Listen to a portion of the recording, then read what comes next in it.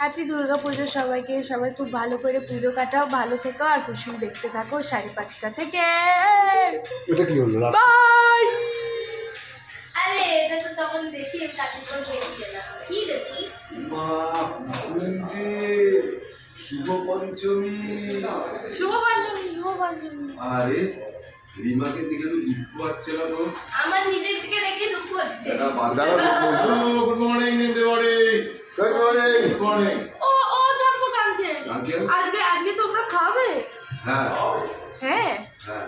আমাকে তো কেউ কিচ্ছু বললো না। তোকে কিছু বলেনি? আসলে তুই ভেজ বলে তো বলছিলাম। ও হ্যাঁ স্যাটারডে তো না। আজকে আমার স্যাটারডে ক্যান্সেল হয়ে গেছে। আজকে স্যাটারডে হবে না, আজকে শ্যামলী দি স্যাটারডে ক্যান্সেল করে ফেলে যাচ্ছে। আমিও ক্যান্সেল করে আমি তো ফেলেছি। বলেছি আমার পুজোর সময় সব থেকে বড় কথা, হ্যাঁ আত্মাকে কষ্ট দিয়ে একদম কিছু হয় না। একদম। এই শুনে নিয়েছিস, আপনাকে কষ্ট দিয়ে কিছু আমি সামনে দেখবো, আমার ওইটার প্রতি লোভ হচ্ছে, অথচ না আজকে তো দেখেছিস, তোর তো সবসময় লোভ হয়, একদম মানবি না। একদম মানলেই লস।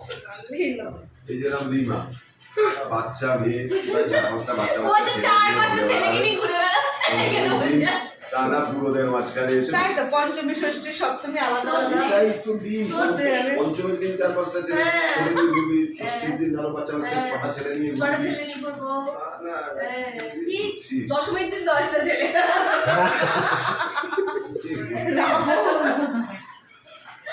ছেলে সব মারতে থাকবে। আর একাদশীর দিন একাদশীর দিন একাই থাকবে, একাই থাকবে।